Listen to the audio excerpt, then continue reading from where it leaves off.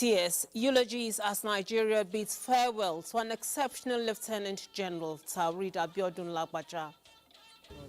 He was a trusted advisor whose formidable intellect and breadth of knowledge served this nation well. Supreme Court upholds legality of the existence of EFCC, ICPC and NFIU. What the Supreme Court has done in essence today is to enhance the powers of the anti-corruption agencies. Also in the news, federal government launches supply chain management to localize and strengthen humanitarian response efforts. If we fail to act now, projections indicate that by 2030, the number of people in need could rise by another 50%. Good evening. You're welcome to News at 9. I'm Lami Ali. Benny Adams is on business and Bade Adeleye will guide us on the latest news on sports. So, Bade, what's new? Well, the Super Eagles of Nigeria are back in the country, and they've got 2 more days to prepare for their last qualifying game, which will be against the Amavubi of Rwanda on Monday evening. All right. You stay tuned for details of that, but you can join us on nta.ng/live and on other social media platforms of the NTA as displayed on your screen. Now, in the words of President Bola Tinubu, no honor is higher than defending one's motherland.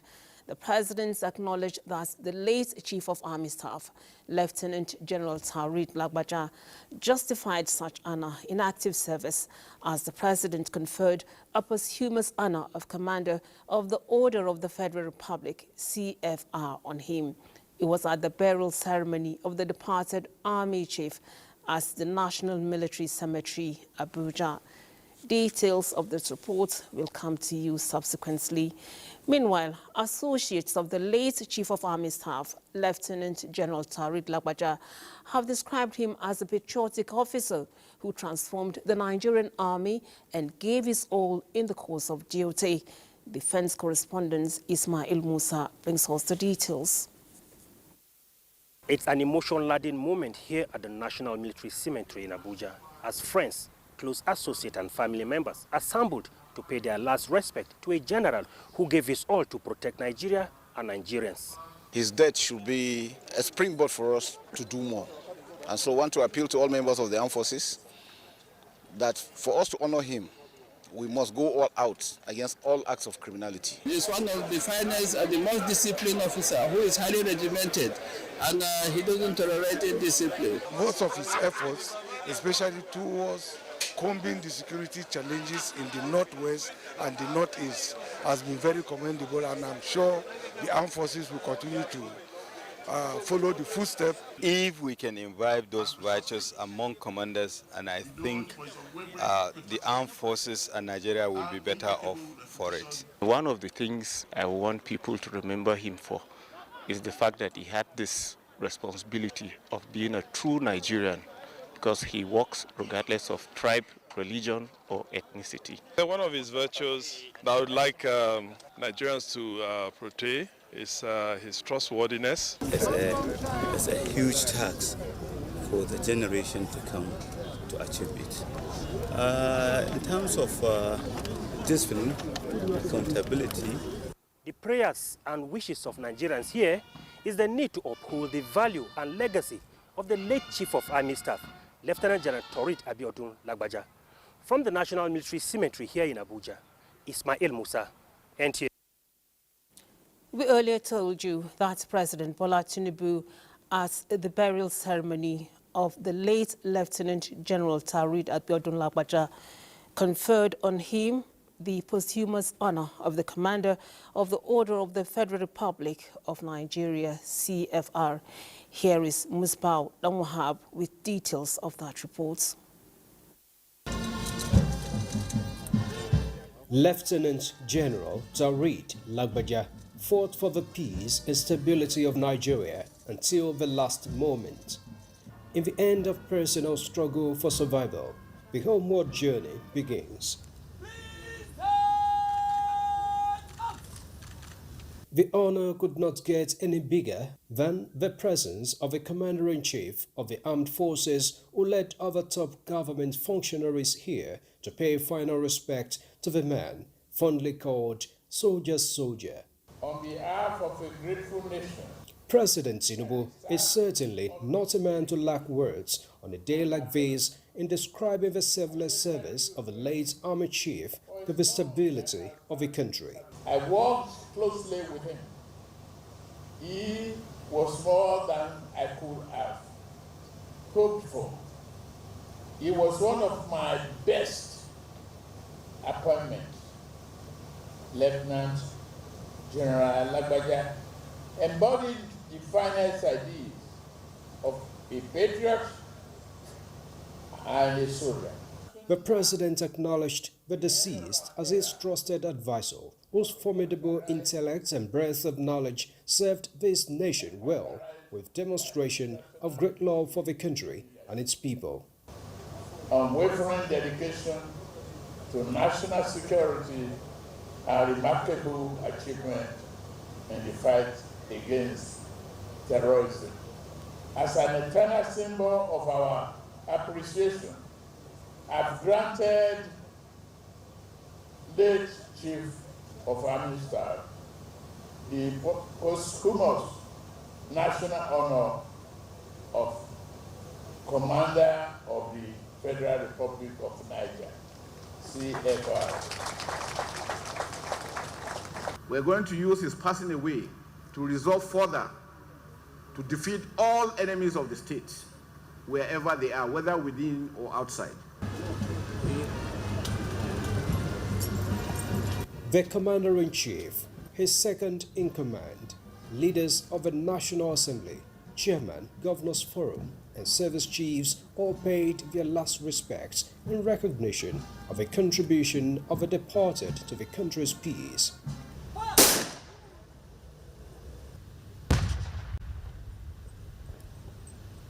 Born on February 28, 1968, Lieutenant General Tarid Lagbaja was appointed 23rd Chief of Army Staff on June 19, 2023 by President Bola Tinubu.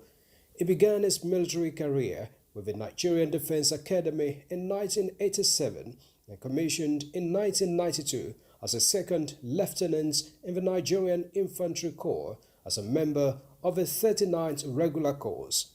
He later obtained an MSc in Strategic Studies from the U.S. Army War College in Pennsylvania.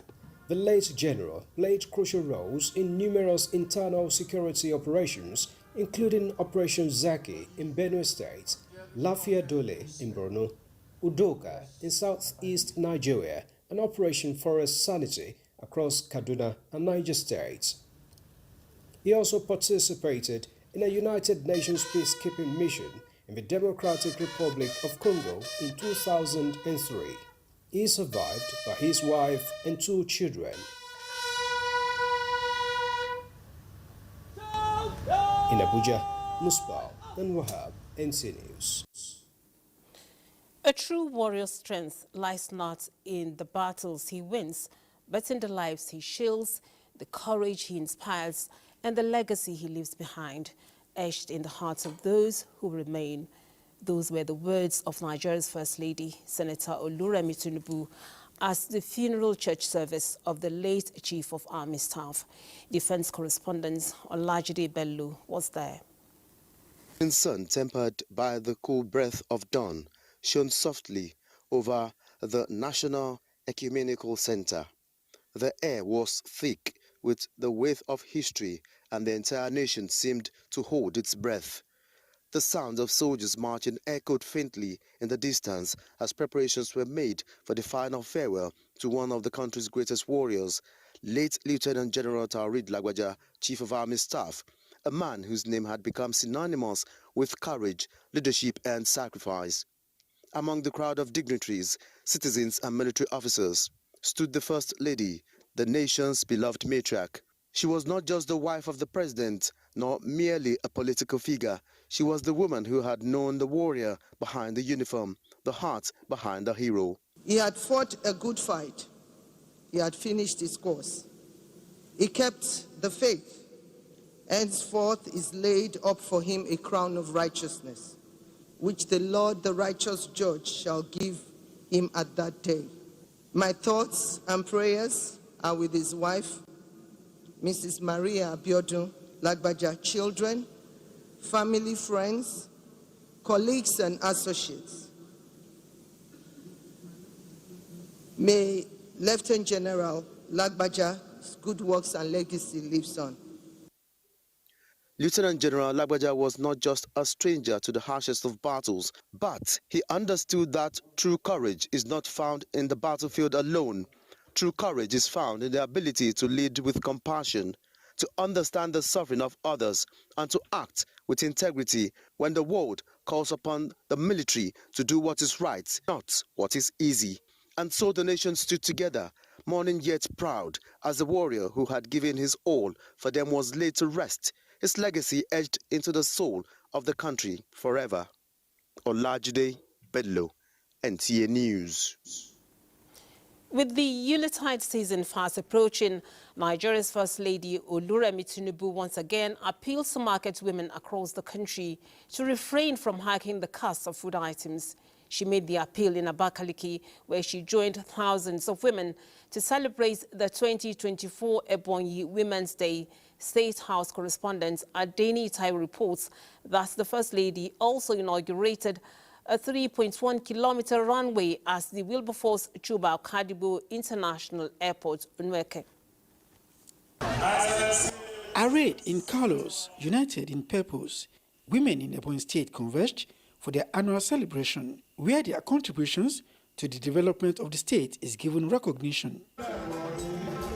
The attendance and participation of Nigeria's First Lady Oluremi Tinubu added more pep to the celebrations, as she described them as the true salt of the nation, promoting peace and commerce. I see the love you all dwell, together in. It's such great love. We can feel it as we are driving around your state. We've always been our brothers' keepers, and I believe we can still bring that energy back. From what I saw in Ebonyi today, there is hope for this nation. She commended the state governor, Francis Nwufuru, for giving the women wings to fly through appointments and other supports. But as I go back to greet and honor your governor, who has done so well, exceeded the 35% for women, and the deputy governor is a woman. Our women are with us. They have been working for us. They have suffered. They are just getting dividends of democracy for the few months that she's come into office. Your contribution, your support to our women as the wife of the President of the Federal Republic of Nigeria is what we cannot get up and start quantifying. She has been supporting the women of Ebonyi State, and he has given us so many positions, and still will give us. As part of the celebration, the New Hope Initiative donated 50 million naira, 20,000 wrappers, shoes and bags to support the women, while the state governor also empowered 130 people with 1 million naira each as business recapitalization grants. At the government house, Abakaliki, where she earlier met with traditional rulers in the state, the First Lady appealed to them to always bless the country, noting that Nigeria has everything it takes for her to be a great nation. Businesses to Ebonyi State. She had, on arriving in the state, inaugurated a 3.1-kilometer runway at the Wilberforce Chuba Okadigbo International Airport, Onweke. The inauguration of the runway is a significant ceremony that is crucial to the commencement of commercial flight operations at the airport, scheduled for December 12 this year. From Abakaliki in Ebonyi State, Adeni Itaiwo, NTA News. The Supreme Court has upheld the legality of the existence of the Economic and Financial Crimes Commission, the Independent Corrupt Practices Commission, and the Nigeria Financial Intelligence Unit. This was after dismissing the suits filed by 19 states differently, arguing that the enabling acts establishing the 3 anti-graft agencies were extracted from a UN Convention against Corruption and not applicable to individual states of the Federation. Justice Uwani Abba-Aji, who delivered the judgment, held that since the National Assembly had ratified the said UN Convention, it was legal and binding on all the states. On the constitutionality of the AFCC's Act power, as well as the NFIU, and that the circular that was issued by the NFIU limiting the amount of cash that can be withdrawn from government account across the state, that it was valid and was constitutional. So what the Supreme Court has done in essence today is to enhance the powers of the anti-corruption agencies and to validate their activities, and to say that within our jurisdiction, financial crimes and all manner of corruption-related offenses will not be tolerated. Majority of the states had cited the need for state-by-state domestication of the UN Convention as reason for their course of action. Vice President Kashim Shettima has pledged the federal government's support for Nigeria's Oscar campaign with access to $618 million investment in digital and creative enterprises program as Nigeria positions May Martaba to clinch the Nation's Academy Award. State House correspondent Abdurrahman Jibrila reports that the Vice President revealed that creators will have access to the funds aimed at boosting investment in digital and creative industries. A meeting with the films team led by the Minister of Arts, Culture, Tourism and Creative Economy, Hannatu Musawa. Vice President Kashim Shettima calls for fusion into one another and support this project. He charged the minister to lead the campaign to mobilize all resources to ensure Nigeria's success at the Oscar Awards. May Martaba, directed by Prince Daniel, has been officially selected as Nigeria's entry for the 2025 Academy Awards in the Best International Feature Film category. The film explores themes of power, love, and female leadership in an ancient African kingdom. People within the creative industry, before government came along, have been able to record a lot of successes organically on their own. Now, but there's the ceiling that they'll only be able to go through, and now government has come to give it all the necessary network support, put up the structures, and try to find the funding stratas or funding streams to ensure that, it opens the vistas up. Going to the Oscars is like the Nigeria Super Eagles going to the World Cup. So that is in simple term. So yes, it is a new day for the creative industry, especially because first we had 2 nominations previously, but this is about the first time that the government is throwing its weight behind the submission to the Oscars. The stakeholders are hopeful to have a media city, which is going to be a one-stop shop for 9 sectors across the whole industry. From the State House, Abdurrahman Jibrila, NTA. You're watching News at 9 from the studios of NTA in Abuja. Time now to bring you some messages. Do say. All is set.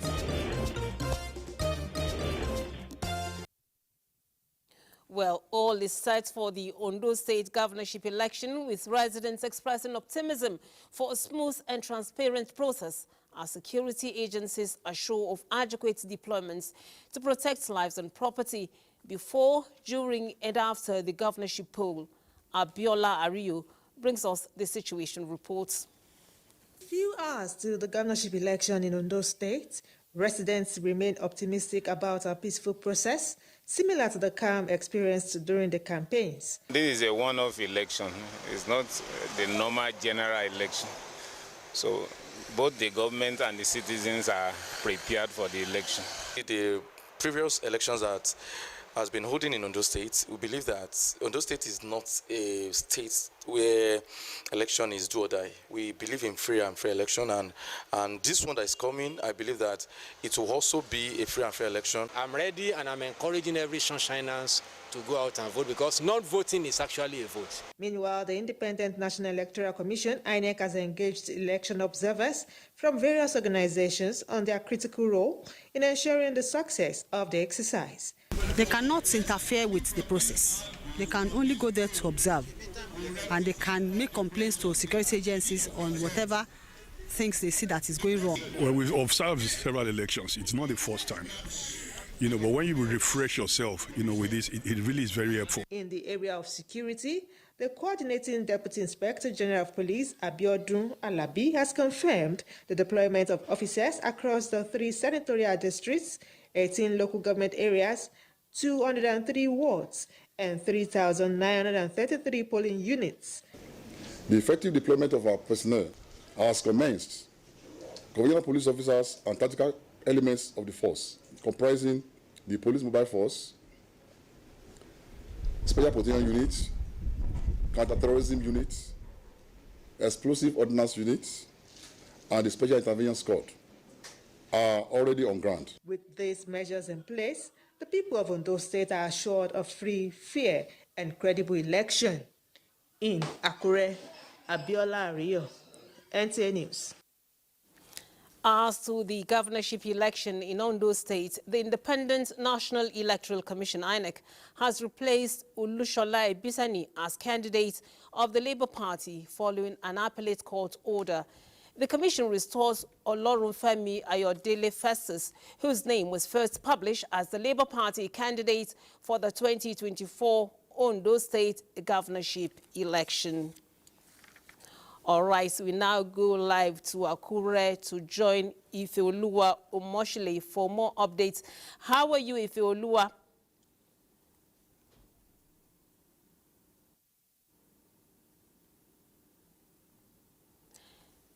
Give us more updates on tomorrow's governorship election in Ondo State.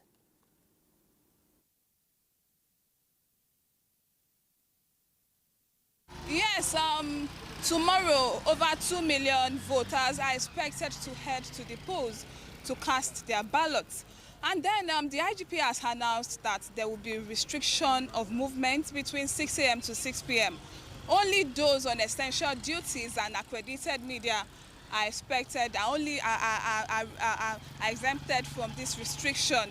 And then the police has actually reaffirmed its commitment to ensuring that there is security. As it says, it will be deploying 4 policemen per polling unit tomorrow. And the Nigeria Security and Civil Defense Corps is not also left out, as it will be deploying 6,000 personnel to ensure security and also ensure that there is no vote buying at the polling units. And just yesterday, the Independent National Electoral Commission had an engagement with observers, and they were actually told not to go beyond their limits. They were actually told to stay beyond within the jurisdiction of the election observers. And then right now there is relative peace in Ondo State, and it is expected to last throughout the election and even beyond the election tomorrow. Right, you've been going around to feel the pulse of citizens. Tell us the mood. Tell us their expectations for tomorrow's election. Yes, the people are expecting a free and fair election that will actually reflect their will tomorrow. They are expecting an election that will be free of intimidation. They are expecting an election they are expecting polling units that will be secured tomorrow. Thank you so much, Ifeoluwa, for that update. Now, as Ondo residents warm up for Saturday's election, correspondents evaluate the deployment of ICT in the conduct of elections. Among the most prominent of these technologies is the bimodal voter accreditation system BVAS, which combines fingerprint and facial recognition technologies to verify the identity of voters with the aim of reducing the risk of electoral malpractices such as voter impersonation and multiple voting. The deployment of technology enhances the transparency of the process. Aside that, it also reduces electoral fraud, which invariably will increase the confidence of the people in the process and lead to large turnout on election day. And is also in line with international best practices. With the introduction of electronic transmission, results can now be transmitted in real time directly from polling units to central servers, minimizing opportunities for tampering and enhancing transparency as evidenced in the 2023 general elections. Presently, the technology has come to stay.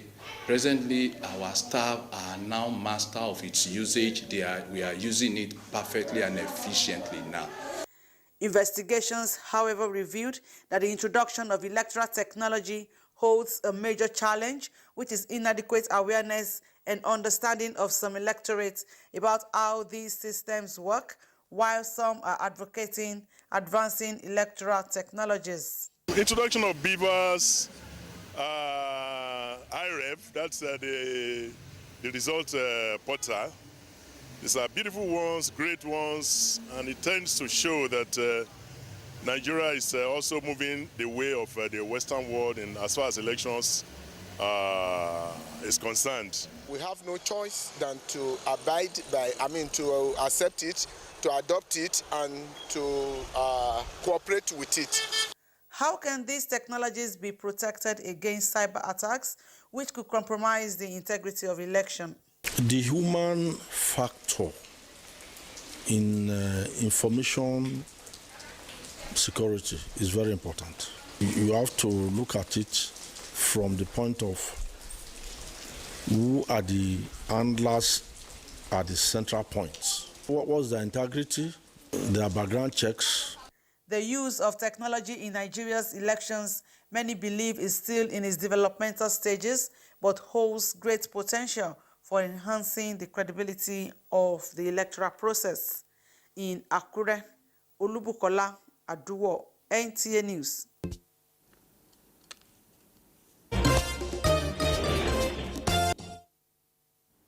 Now, away from the governorship elections in Ondo, a two-day national summit by the House of Representatives Committee on Public Accounts towards enhancing accountability for effective policy implementation and improved service delivery has ended in Abuja, calling for more commitments in enforcing ethical standards at public offices.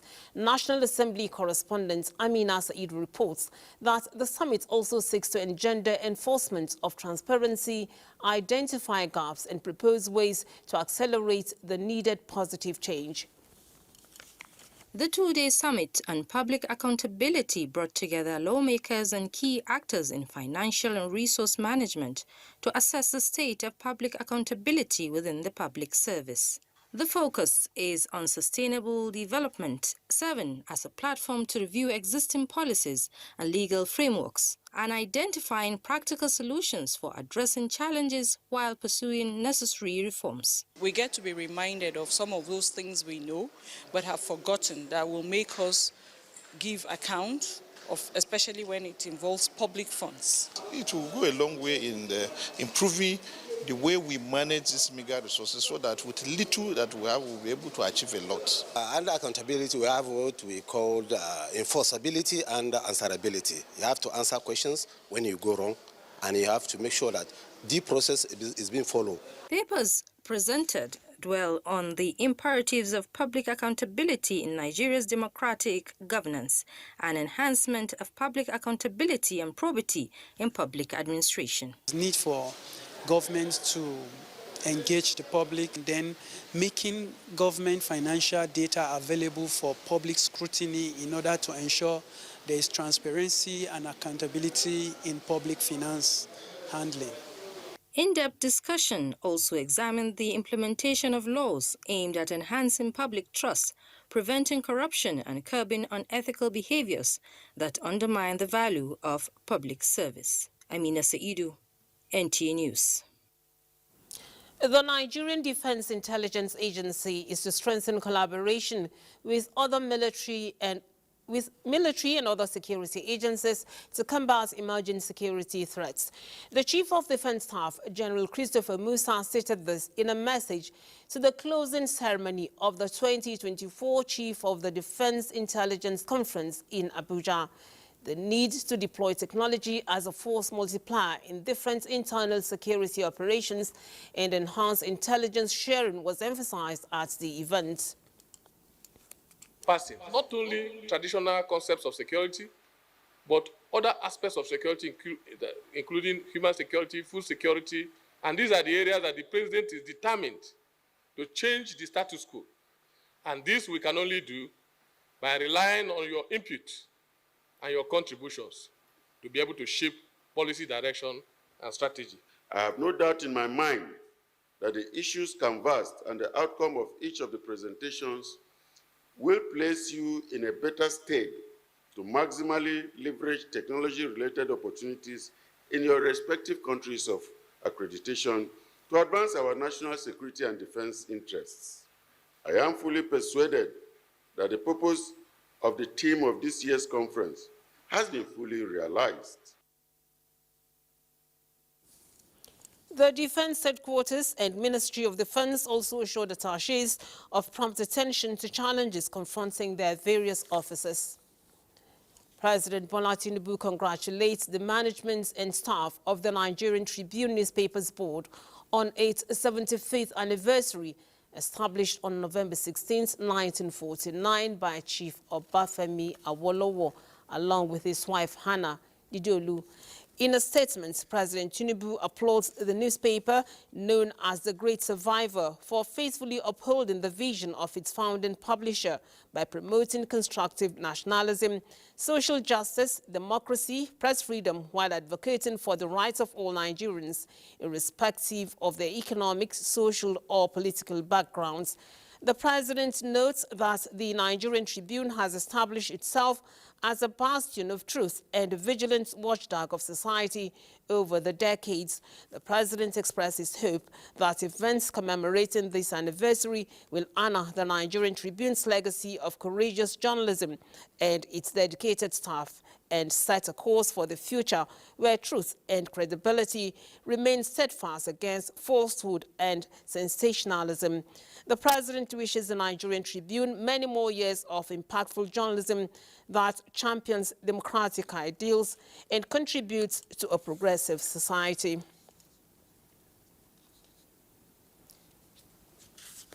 President Tinubu congratulates Director General of the Bureau of Public Enterprises, Ayodeji Ariyo-Gbeleyi, as he celebrates his 60th birthday on November 16, 2024, noting his pivotal role in transforming and optimizing public enterprises nationwide.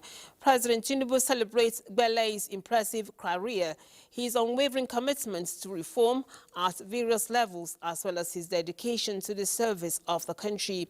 The president, while acknowledging Gbeleyi's significant contributions in attracting foreign direct investments, also recognizes his leadership in modernizing public institutions, vital to the nation's progress. Praying good health and longevity for the celebrants, President Tinubu is confident that Mr. Gbeleyi's disciplined approach, attention to detail, and ability to inspire excellence in individuals and processes will significantly contribute to ongoing reforms in diversification. We bring you more reports after this break. Do stay. Here's some business news with Benny Adams. Benny. Thank you, Lami. And talking business, Nigeria's headline inflation in October rose to 33.88%, that is year-on-year, up from 32.70% in September 2024, and 6.55 percentage points higher than October 2023.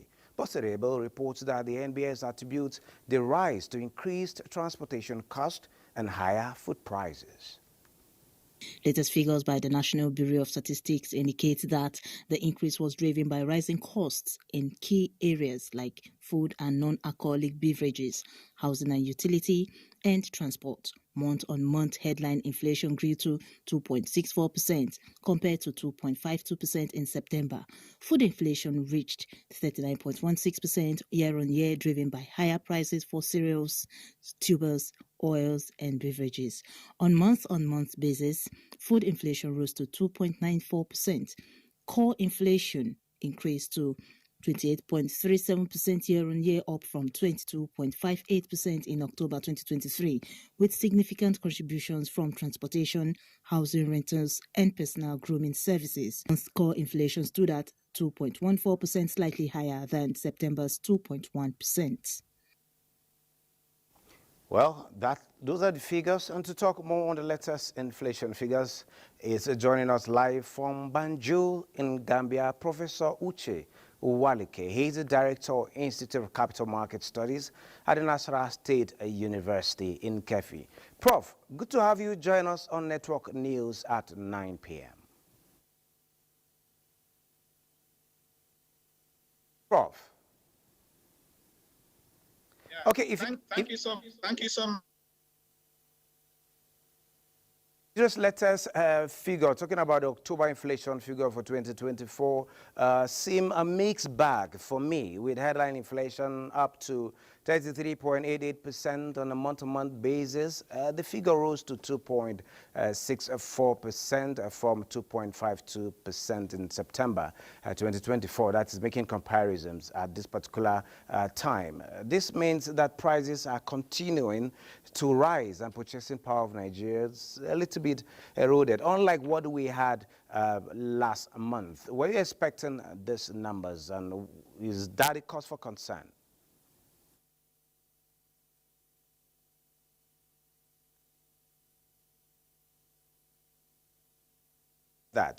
Are you with me? We seem to be having a little bit of connection hitches from Banjul there in the Gambia. But Prof, if you can hear me, go ahead. Looking at the numbers, did you expect this? More so that we had this inflation trend going downwards as of last month? Well, it's like we've lost connection. Well, from those figures, we're going to move to the Nigerian stock market. So looking at the Nigerian stock market at this point, equities closed the trading week up a bit, recouping the losses posted on Thursday due to renewed investors' interest in some stocks, leading to a gain of 296.43 billion naira. Today's data shows improvement. As we can see, the all-share index ended at the trading with 97,722.28%.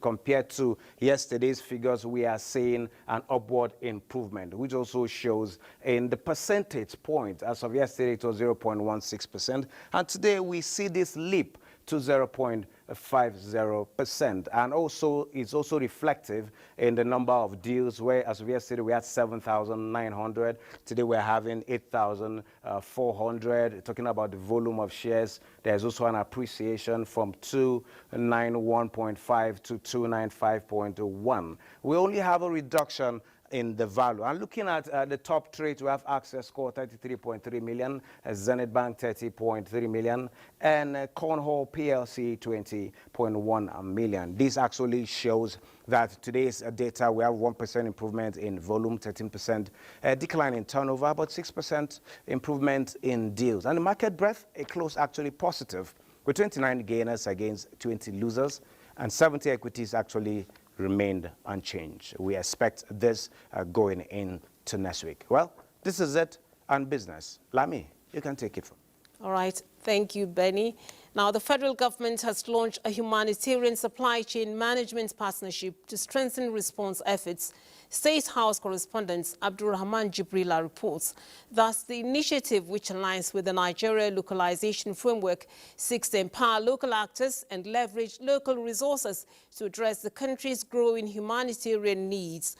Vice President Kashim Shettima, represented by the Deputy Chief of Staff to the President, Senator Ibrahim Hassan Hadija, said climate change, coupled with global economic crisis, has deepened the nation's complex humanitarian situation. He announced that President Bola Ahmed Tinubu has approved the establishment of a new disaster relief fund, providing immediate assistance to disaster victims nationwide, complementing the broader localization framework. 9 million people are in need of urgent humanitarian assistance across the country. Climate change, coupled with global economic crisis, has deepened this complex humanitarian situation. Just recently, we were struck by severe flooding that upended millions of lives, causing incalculable damage. If we fail to act now, projections indicate that by 2030, the number of people in need could rise by another 50%. And so USAID is very interested really in looking at how, for its institute, which is our specialty, is supply chain management, how can we help these organizations to enhance their supply chain so they can best support the programmatic aspects of localization. The United States Agency for International Development, USAID, announced that it has directed approximately 27% of its funding to Nigerian-led organizations in a move towards indigenous control of aid operations in the country. The agency's acting deputy mission director, Alexis Taylor Granado, says they will ensure that local organizations are better equipped with self-sufficiency and responsive to the needs of their communities. You're watching News at 9 on the network service of the Nigerian Television Authority. We take another break. Do stay tuned. Sports news is next with Badi Adeleye. All right, let's get to it. As the National Sports Commission has assured that the forthcoming National Sports Festival will deliver the best edition ever held. Speaking at a meeting between the main organizing committee and the local organizing committee of the Gateway Games on Friday at the Media Center of the Moshood Abiola National Stadium in Abuja, Chairman, National Sports Commission, Shehu Diko, revealed that plans are underway to ensure the Games take a new shape in line with what obtains in other climes as the NSC prioritizes adoption of modern techniques to take sports to greater heights in Nigeria. We have to put all our A game, all of us, from the LOC to the MOC to everybody, to deliver an exceptional national sports festival that has not been done before. Yes, games has been held before and everything, but now we are moving with the times. So we have to bring just the technical, administrative, and the logistics to organize the fantastic games, and we also had to bring the innovation. All right, let's conclude by letting you know that the Super Eagles of Nigeria are back in the country after playing a 1-0 draw with their counterparts from Benin Republic on Thursday. And of course, their opponents in Monday's game, Amavubi of Rwanda, are also in the country. They are both in Uyo already. That's a bit on sports. Let's now return to Lami for the rest of the news. Thank you, Badi. All right, Ondo decides is tomorrow. Join the NTA for a detailed account on the elections. From all of us here, have a good weekend.